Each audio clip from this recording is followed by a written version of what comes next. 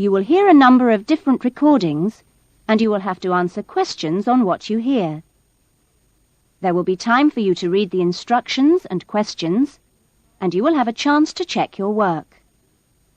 All the recordings will be played once only.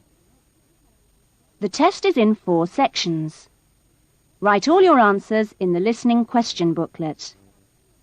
At the end of the test, you will be given 10 minutes to transfer your answers to an answer sheet. Now turn to Section 1. Section 1. Louise wants to join a video library. You will hear a conversation between Louise and the owner of the video library. First, you have some time to look at questions 1 to 5.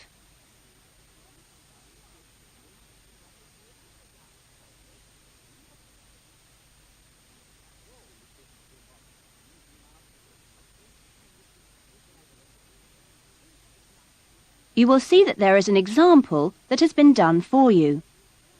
On this occasion only, the conversation relating to this will be played first.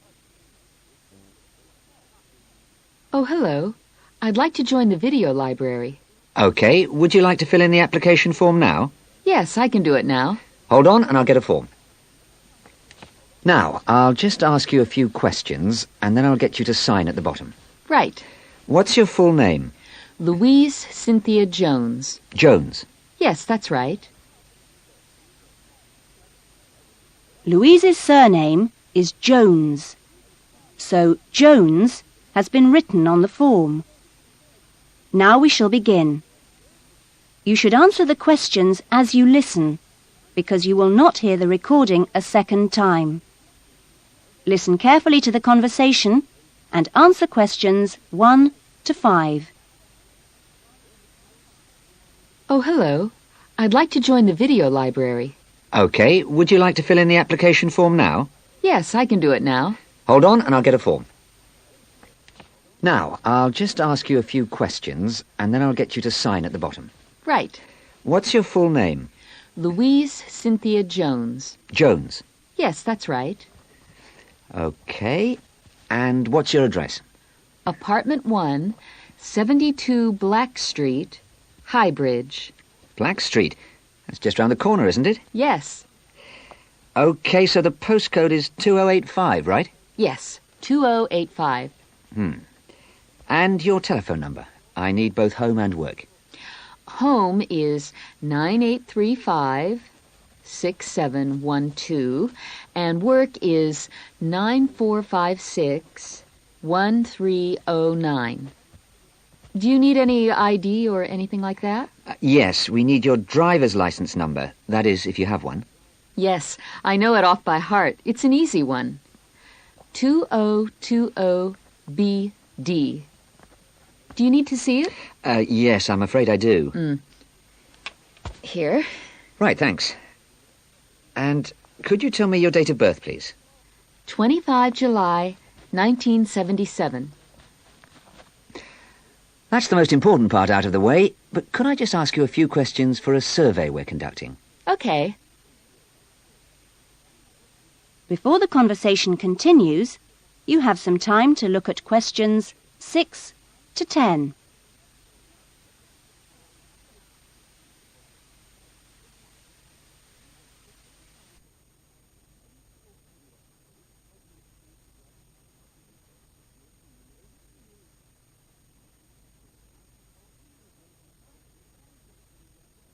Now listen carefully and answer questions 6 to 10.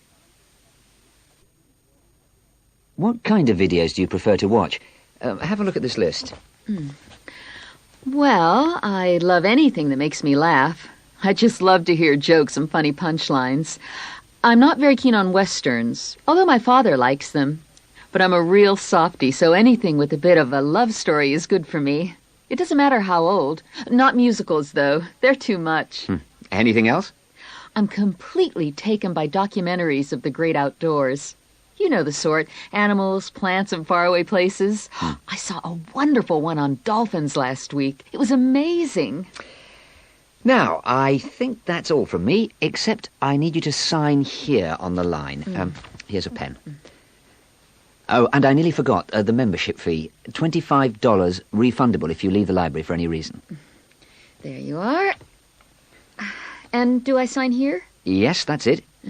You can borrow videos now if you like, but your card won't be ready until next week. You can come and pick it up when you bring your first videos back. That is, if you want to take some now. Yes, I'd like to. I'll have a look around. Fine. That is the end of section 1. You will now have half a minute to check your answers.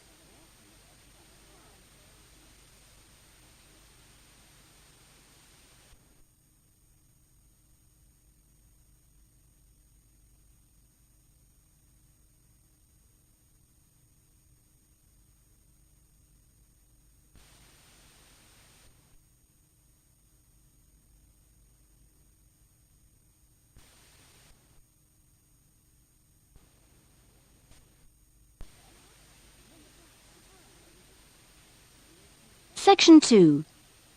You will hear a radio interview about an expedition across the Atura Mountains. First, you have some time to look at questions 11 to 15.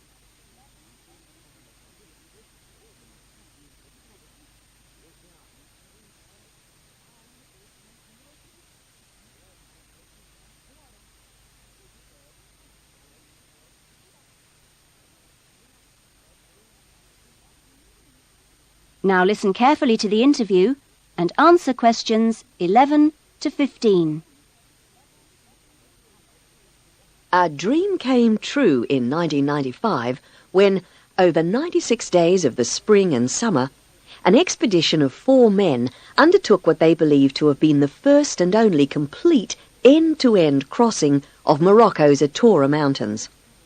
I talked to Charles Owen, the leader of the expedition group, about the trip. Charles, how much planning went on beforehand? Well, as you know, I run these walking trips across the mountains for tourists, and over the years I've collected maps and other data to prepare what I call a route book for this trip. And this book basically shows the route across the mountains that we took. You actually broke records while you were out there, didn't you? Yes, it was 900 miles in total, and we managed to climb 32 peaks that were over 3,000 metres high, including Tube Karl, which is, of course, the highest in North Africa. Yeah. We weren't actually out to make a name for ourselves. It just happened, really. What was the weather like? Oh, it got us right from day one. And we were pretty taken aback, really, to find that it rained on quite a number of days. And so we were forced to start replanning our route almost from the outset. One of the obvious problems is the heavy snow which blocks the mountain passes. Right. So you have to make considerable detours. When we were on the way to Ielts, for example, the snow forced us into a northern bypass, which was new to us. But anyway, either way, we would have been rewarded because, well, we fell upon amazing high meadows, huge gorges, and wonderful snow-capped mountains. Oh. The scenery was as fine as any we saw on the trip, and that was how it was every time. Having to take another pass was never a disappointment. You now have some time to look at questions 16 to 20.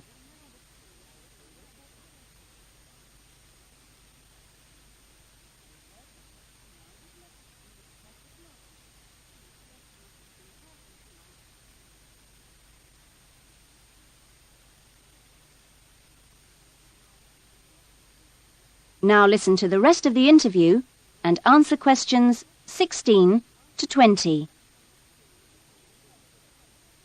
It was in many ways a social trip, wasn't it? Yes. We'd arranged to meet up with friends at various points on the journey. I mean, this was actually one of the purposes of the trip. Right. And we managed to keep all these dates, which, well, it's amazing, really, considering the detours we made. An old friend acted as a sort of transport organizer for everyone, and the Hotel Ali in Marrakesh was a good social base. I'd really recommend it. although I can't remember who runs it.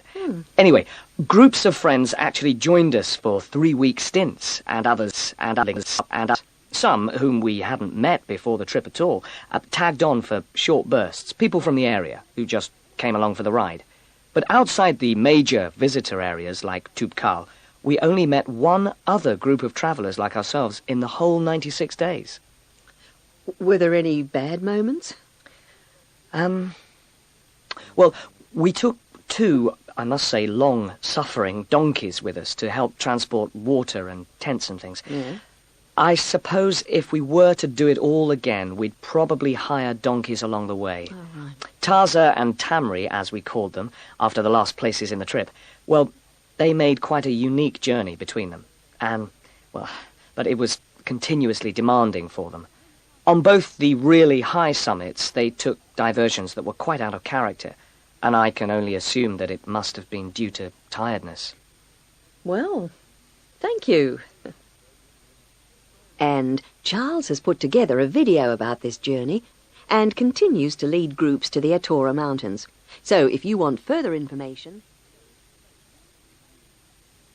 That is the end of section 2. You will now have half a minute to check your answers.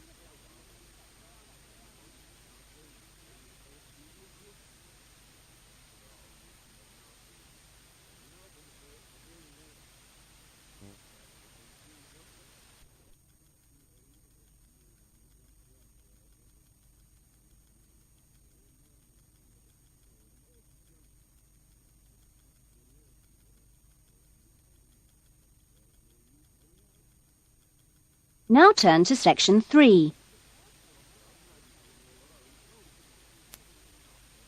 Section 3. You will hear 2 new students, Jane and Tim, talking about their university studies.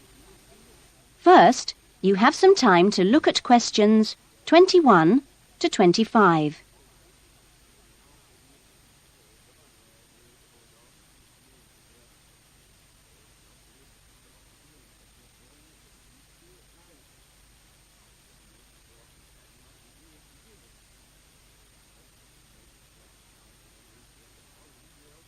Now listen carefully to the discussion and answer questions 21 to 25. Hi, Tim. Jane, How are you? fine. I've been wondering when I'd run into you. Have you been here long? I arrived yesterday, on Sunday. How about you? I got here a few days ago, on Saturday. No, wait a minute. What's today? Sorry, Friday, not Saturday. But we didn't have to be here till today. Yes, I know. But I wanted to get my things moved into my room and just take a look around. So, did you decide to do English in the end? No, I changed my mind and opted for history instead. Ah. And you're doing biology, if I remember correctly. Yes, although to start with, I couldn't decide between that and geography. How much reading have you got? I was given an amazingly long list of books to read. See? Wow, it does look pretty long. Well, I counted 57. I could hardly believe it. What's your list like? Well, it's not as long as yours, but it's still pretty big. There are 43. I don't know how I'm going to get through them all. Well, you don't have to read them all this week. You just have to stay ahead of the lectures and seminars. Have you got your class schedule yet? Yep, it came with a reading list. When's your first lecture? Tuesday. How about you? The day after. It's my busiest day. I've got 2 lectures in the morning and 1 in the afternoon. Before the discussion continues, you have some time to look at questions 26 to 30.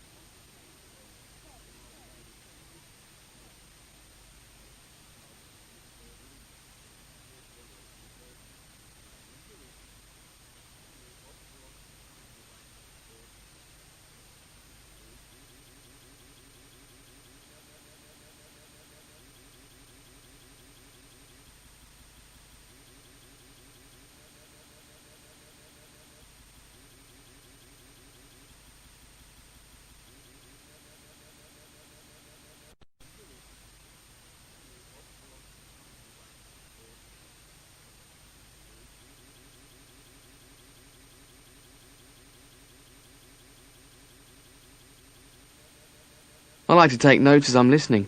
I usually find I get all the important points. Reading is different, of course. My approach is to skim the book first to see what's important and what isn't. It saves hours of time. But what if you miss something? You don't mean you're going to read every word, do you? Well, that's what I usually do. Well, that's up to you, but I think you're crazy. What's your first lecture on, anyway? Oh, it's a lecture on the French Revolution. The French Revolution? How boring. Oh, it's not boring at all. It was an amazing period of history. It changed everything in Europe. So what's your first lecture about? It's about animal behaviour. It sounds really interesting. Look, I was on my way to the library. I'm going to get some of these books out and start reading for the first essay I've got to write. And what have you got to write about? Well, you'll never believe it. I think our professor must have a sense of humour. He's given us the title, Why Study History? That's a good one. When you find the answer, let me know. No, I'm going to enjoy writing it. Have you been given any writing assignments yet? Yes, I've got to write about animal language. That sounds a challenge. I suppose you'll be off to the zoo to do field research. That is the end of section 3. You will now have half a minute to check your answers.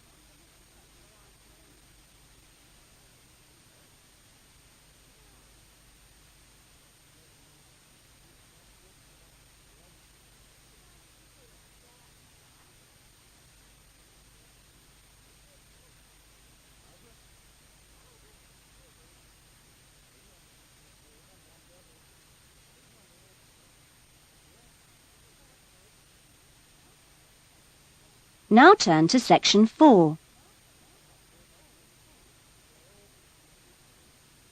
Section 4. You will hear a lecture being given to school leavers on the jobs people can get in sport and the training programs available to prepare for those jobs. First, you have some time to look at questions 31 to 40.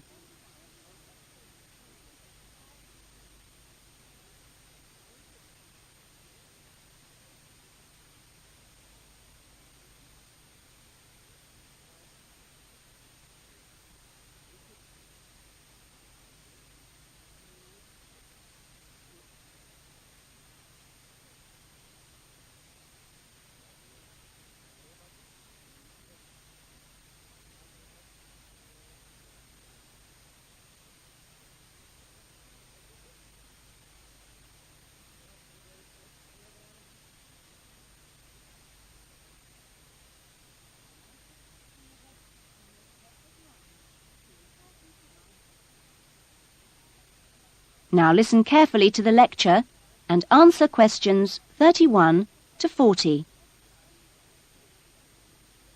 Welcome to Further Education Information Week. This is the Physical Education Faculty session, and I'm the head of the faculty. During the course of this morning, we hope to give you a clear idea of what we offer in our training programs, and we will look at the types of courses and the entry requirements, if any, for those courses. Some of these courses are open to school leavers, but for some, you need previous qualifications or relevant successful employment. So, firstly, the Physical Fitness Instructors course is offered as a 6-month certificate course, which includes an important component of personal fitness. But there are no specific entry requirements. For sports administrators, we provide a 4-month certificate course, but you should be aware that this is designed for those who are in employment. This employment must be current and related to sports administration. For the sports psychologist course, we offer a 1-year diploma course, but this diploma course is available only to those who already hold a degree in psychology. So you need to make sure you have that before you apply to do this course. Now, for physical education teachers, we offer a 4-year degree in education. This degree course is designed for preparing students to teach in primary and secondary schools and needs no prior qualifications, as it is entered directly by school leavers. And lastly, for the recreation officers course, we offer a 6-month certificate. Entry to this course normally includes applicants of a wide range of ages and experiences, but we do not insist on any prerequisites for this course. Remember that this is a vocational training institute. We train you so that you can take up a particular kind of job. So it is important that you know the main roles of the jobs, what the work is like, and what kind of qualities you need to succeed at them. A physical fitness instructor works in health and fitness centres, preparing individual programs for ordinary members of the public. Physical fitness instructors prepare routines of exercises to suit the individual client's age and level of fitness. Sports administrators run clubs and sporting associations. Their duties include such things as booking playing fields with local councils and organising the schedule of games or events for the club. So they need good organisational skills. Sports psychologists spend time with professional athletes, helping them approach competition with a positive mental attitude to enable them to achieve their personal best. They do this by improving motivation and concentration, or assisting with stress management. Physical education, or PE teachers, instruct young students in how to exercise, play sport, and do other recreational activities correctly and safely. PE teachers help the development of coordination, balance, posture and flexibility, with things like simple catching and throwing skills. They are not expected to be experts in all sports, but must be able to show students the basic techniques involved in a wide range of activities. Recreation officers often find themselves working for local government authorities and local groups. Their aim is to raise people's awareness of healthy lifestyles and improve general fitness through arranging recreational activities for groups of all ages, from the very young to the elderly. There are many other job opportunities which our graduates can look forward to. If you're interested in any of these, then I suggest... That is the end of section 4. You will now have half a minute to check your answers.